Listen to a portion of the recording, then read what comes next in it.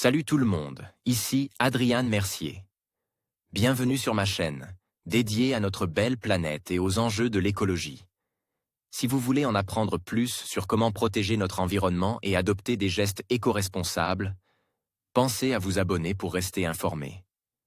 Prêts à explorer ensemble? Bonjour à tous. Aujourd'hui, je vais vous parler d'un sujet qui me préoccupait énormément, le réchauffement climatique et ses conséquences dramatiques en Arctique.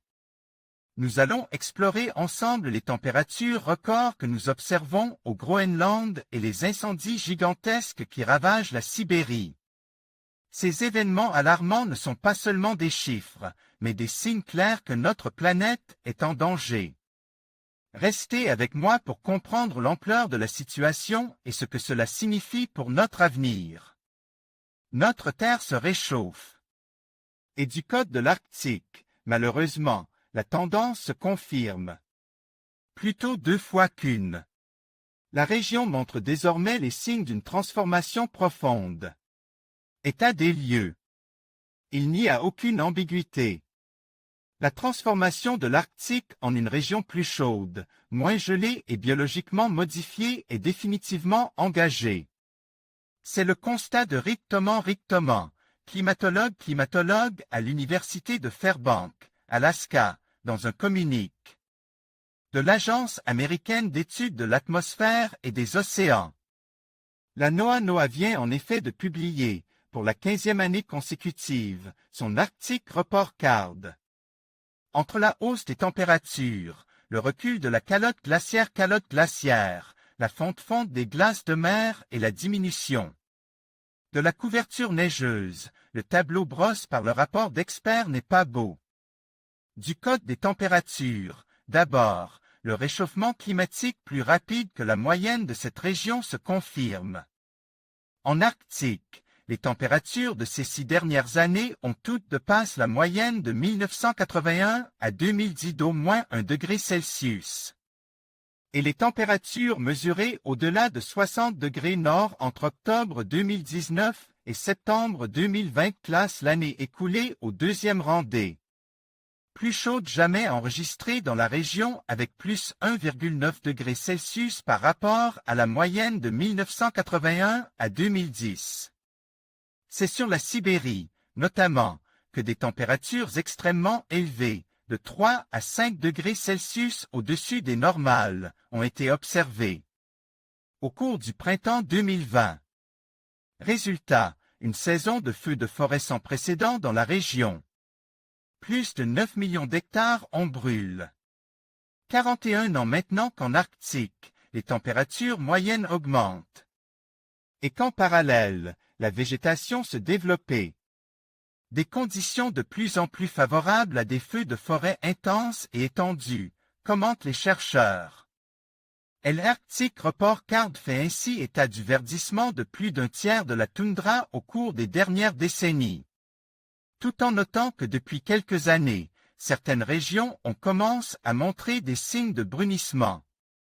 L'Arctique, en rouge, se réchauffe 2 fois plus vite que le reste de la planète, en noir.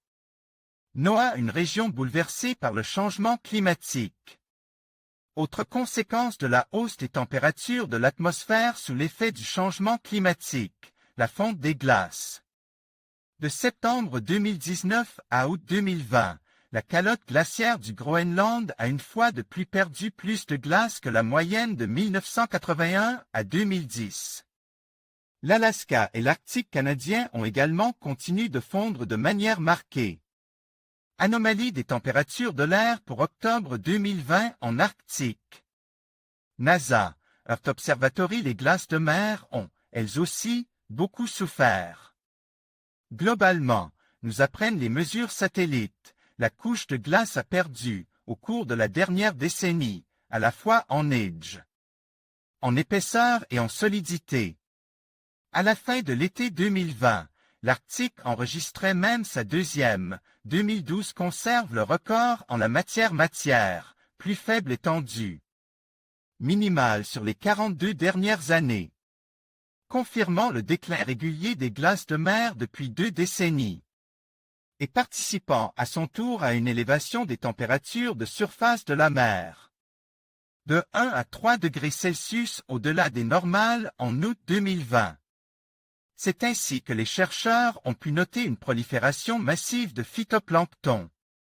En juillet 2020, la productivité de la mer de Laptev, par exemple, a été environ 6 fois plus élevée que la moyenne. De quoi teinter de turquoise les eaux des côtes de l'Arctique. Avec une bonne nouvelle tout de même, car le phénomène et l'augmentation par ailleurs de la disponibilité en krill a soutenu la population de baleines boréales. Au bord de l'extinction il y a 30 ans, les chercheurs en recensent aujourd'hui quelques 10 000 individus. Des feux de forêt sans précédent ravagent l'Arctique. La conséquence d'une météo défavorable est la cause probablement d'une accélération du réchauffement climatique. Alors même que la région est actuellement en proie à une intense canicule. De quoi accélérer encore le rythme de la fonte des glaces et élever le niveau de l'océan. Article de Nathalie Mayer paru le 2 août 2019. Lac de fonte observe au nord-ouest du Groenland le 30 juillet 2019. Image du satellite Landsat 8. NASA Earth Observatory au Groenland. La vague de chaleur fait fondre la glace à une vitesse record. Ce week-end, le Groenland devrait retrouver des températures plus fraîches. Mais le mal semble fait. Selon les estimations provisoires de l'Institut météorologique danois, en ce mois de juillet 2019, le Groenland a perdu 197 gigatonnes de glace de surface. C'est plus que la moyenne d'une année entière depuis le début du XXIe siècle. Et pour vous faire une idée concrète, c'est l'équivalent de quelques 80 millions de piscines olympiques. Depuis mercredi, la tendance s'accélérait encore un peu plus.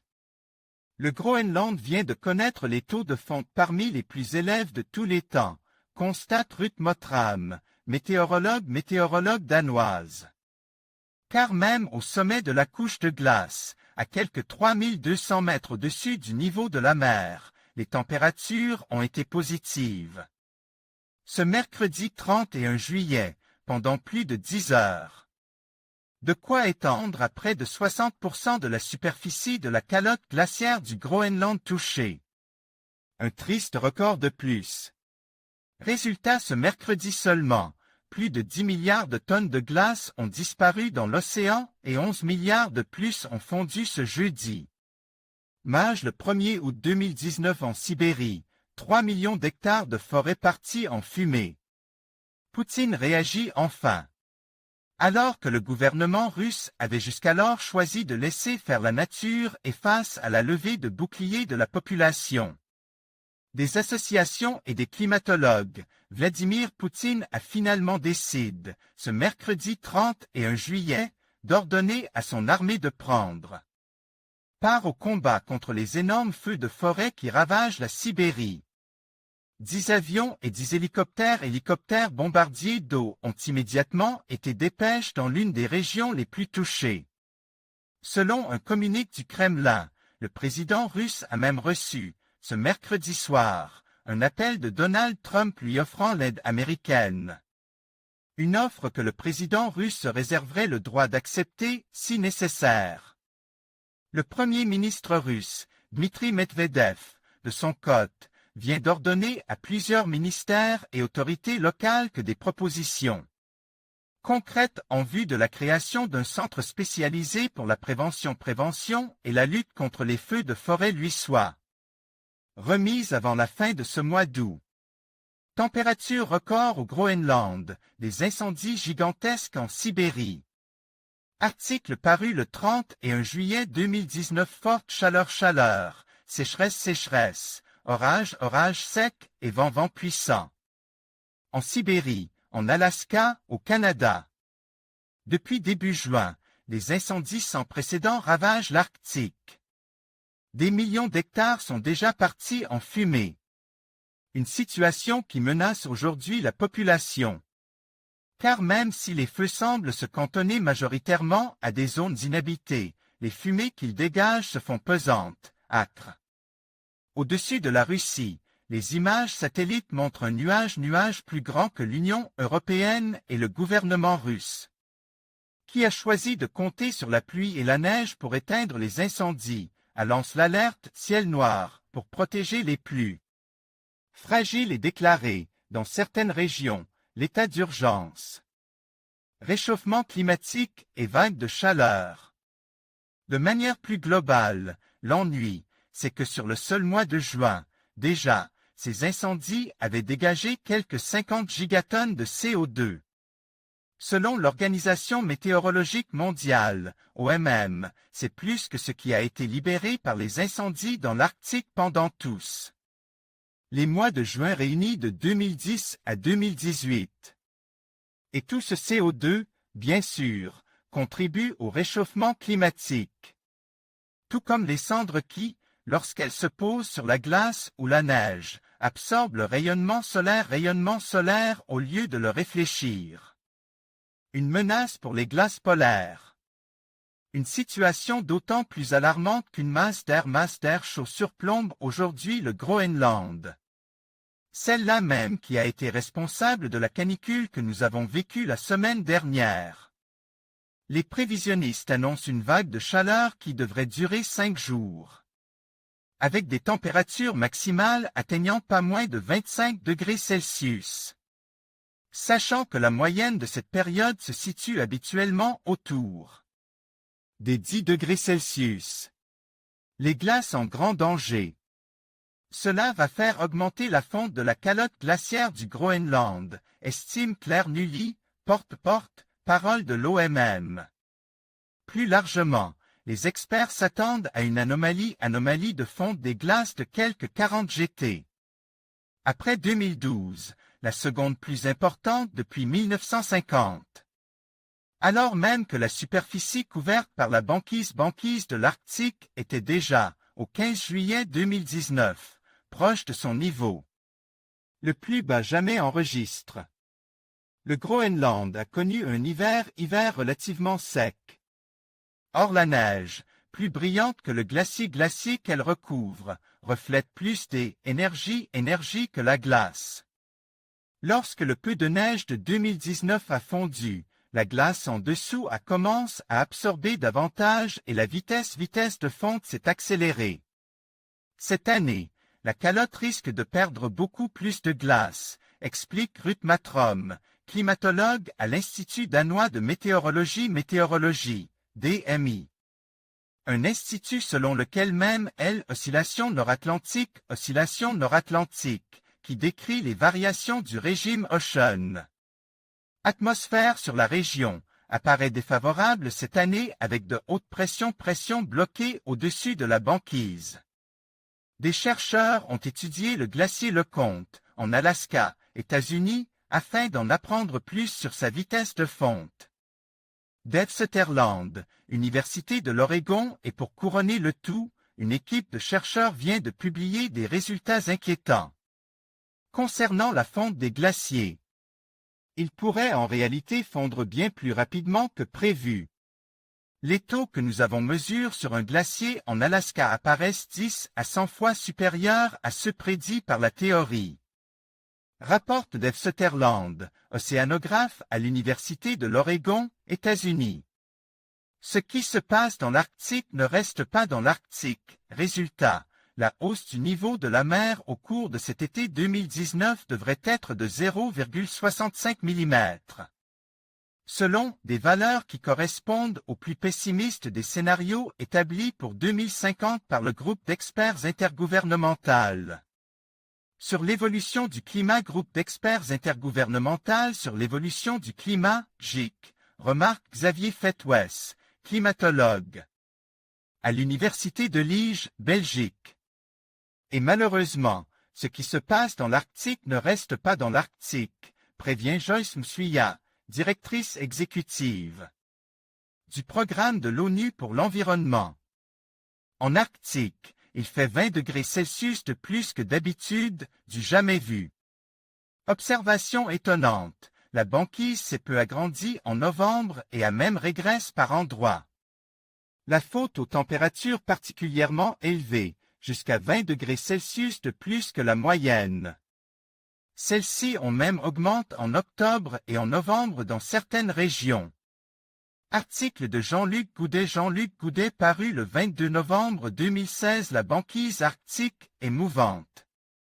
Elle tourne sur elle-même, fond partiellement durant l'été et jusqu'à l'automne, pour se reformer ensuite.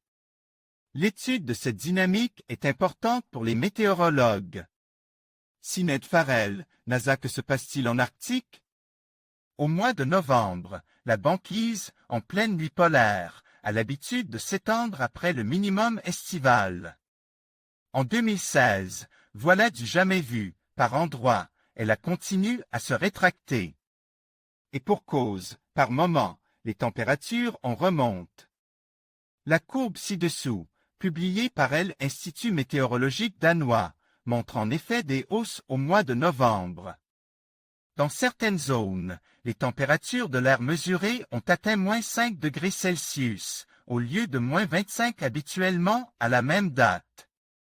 Le 21 novembre, la surface de la banquise est descendue à 8,655 millions de kilomètres-carrés, données du National Snow and Ice Data Center, ce qui constitue un record pour cette période de l'année. De telles températures d'octobre et de novembre n'ont jamais été enregistrées en 68 ans de mesure, explique en substance Jennifer Francis, climatologue à l'Université Rutgers, États-Unis, dans un article de Climate Central en rouge, l'évolution des températures quotidienne moyenne de l'atmosphère durant l'année 2016, les nombres 50, 100, etc.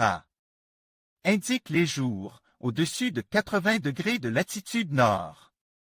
La courbe verte est une moyenne de 1958 à 2002. DMI, une météorologie inhabituelle, explique en partie cette anomalie en Arctique. C'est aussi lié à des eaux de mer très chaudes et une circulation atmosphérique qui a favorise dans certains secteurs des vents de sud, explique, dans un post Facebook, Valérie Masson-Delmotte, paléoclimatologue au Laboratoire des sciences du climat et de l'environnement et coprésidente du groupe de travail numéro 1 du GIC. L'année 2016 commence avec des températures élevées, en particulier en Arctique. Comme nous le rappelions, réchauffement climatique, font record de la banquise arctique en 2016, Walt Meyer, du NASA Goddard. Space Flight Center Goddard Space Flight Center rapportait des observations réalisées au printemps dernier depuis l'espace et qui permettent d'estimer l'âge de la glace, en d'autres termes de distinguer la glace de l'année formée durant le dernier hiver et celle qui a survécu à l'été précédent. La proportion des deux donne une idée des mécanismes de gel-gel et de fonte à l'échelle de l'année et à celle de la banquise arctique. Les résultats montraient que les épaisseurs de vieille glace étaient plus faibles qu'à l'ordinaire. Dans le milieu polaire, 2016 finit donc comme elle commence. En conclusion, le réchauffement climatique en Arctique atteint des niveaux alarmants, avec des températures records au Groenland et des incendies gigantesques en Sibérie. Ces événements ne sont pas seulement des signes inquiétants pour cette région, mais ils annoncent également des conséquences graves pour l'ensemble de la planète. Il est impératif d'agir maintenant pour limiter les impacts de ces changements climatiques. La prise de conscience et l'engagement collectif sont essentiels pour préserver notre environnement et notre avenir. Agissons ensemble pour un monde plus durable.